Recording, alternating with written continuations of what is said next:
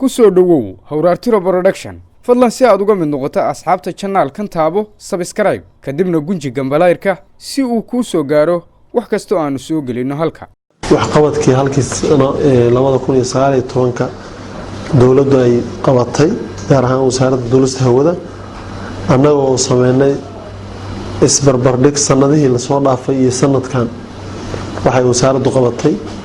noo soo bandhignay garoomada Puntland ilaa intay ranway noqdeen horumarka ay sameynayeen waxaan waxayada halka ku soo bandhigay maarayaashu wax qabad ay wasaaraddu ku faanan karto dawladdu ku faanan karto waxyaabaha la soo bandhigay waxa kamid ah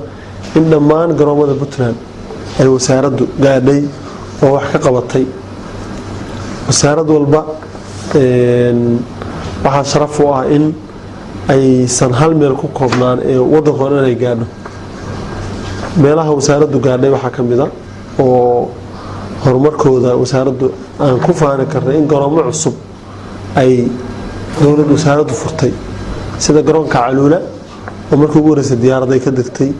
waxa tagay kabtan mooto oo ah agaasimaha waaxda duulista iyo wasiirka duulista hawada oo kamid ah wafdiga madaxweynaha waxa kaga sii horeeyay aeroboorka managerkiisii oo shaqada ay wasaaraddu ka qabatay halkaas keentay in diyaaradda ugu horeysay meesha ka degto waxa diyaaradda ka degtay markii ugu horeysay wasaaraddu ay u magacowday maaraya aeroboorka Buuxood sidoo kale aeroboorka magaalada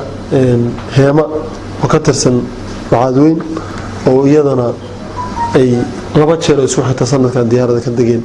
taas oo muujinaysay in garoomada Puntland ay shaqeynayaan garoonka Garacad isagana diyaaraddu way ka degeen haddaan u soo noqday garoomada waaweyn waxyaabaha laga qabtay laakiin waxyaabaha ka agaasimayaal ahaan maadaama technical shaqada leenahay aan ka qabanay waxa kamid ah inaan tayeynay korontada garoomada Puntland oo maanta garoom walba uu leeyahay matooro oo isku haleyn karo oo motorka markaas shaqeynaya labo ama mid kayd u ah oo motor garoon walba u yaal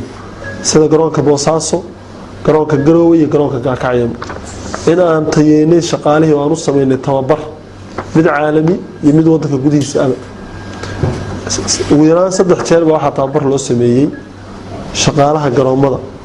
waxyaabaha tababarkaas inta badan awood ku saaray waxa kamid ah sugidda amniga garoomada Puntland taas oo keentay in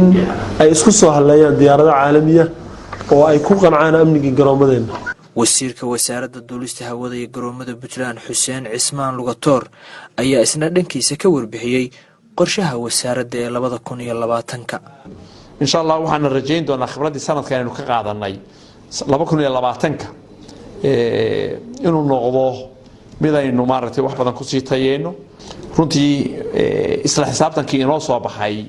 markaynu si rasmi ah u eegno waxaan u maleynayaa inaynan meel laba dhaafin isla xisaabtanka oo meel walba aynu gacanta gelinay waa runtii waa mid aan aad u amaanayo madaxda wasaaradda oo haddii badankeeda leeyahay agaasimaha guud u horeeyo agaasimaha waaxidada maarayaasha iyo wasiirada intaba airportkii Boosaaso waxaan rajaynayaa January February inuu bilaabmo kan Garoowena February kama dambaynayo